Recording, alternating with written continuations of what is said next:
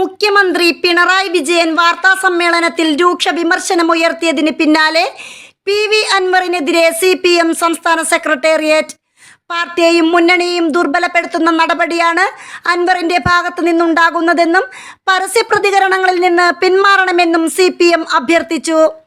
PV അൻവറിനോട് ഒരു തരത്തിലും യോജിപ്പില്ലെന്ന് CPM സംസ്ഥാന സെക്രട്ടേറിയറ്റ് പ്രസ്താവനയിൽ വ്യക്തമാക്കി.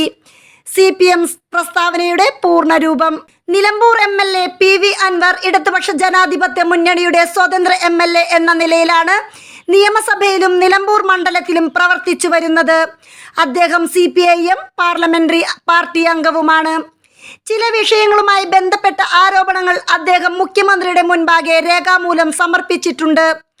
പരാതിയുടെ കോപ്പി പാർട്ടി സംസ്ഥാന സെക്രട്ടറിക്കും നൽകിയിട്ടുണ്ട്. പരാതിയിൽ പറഞ്ഞ കാര്യങ്ങൾ സർക്കാരിന്റെ അന്വേഷണത്തിലും പാർട്ടി പരിശോധിക്കേണ്ട വിഷയങ്ങൾ പാർട്ടിയുടെ പരിഗണനയിലുമാണ്. വസ്തുതകൾ ഇതായിരിക്കെ ഗവൺമെന്റിനും പാർട്ടിക്കുമെതിരെ അദ്ദേഹം തുടർച്ചയായ ആരോപണങ്ങൾ മാധ്യമങ്ങൾ വഴി പ്രചരിപ്പിച്ചു വരികയാണ്. PV അൻവർ MLAയുടെ ഈ നിലപാടിനോട് പാർട്ടിക്ക് യോജിക്കാൻ കഴിയുന്നതല്ല.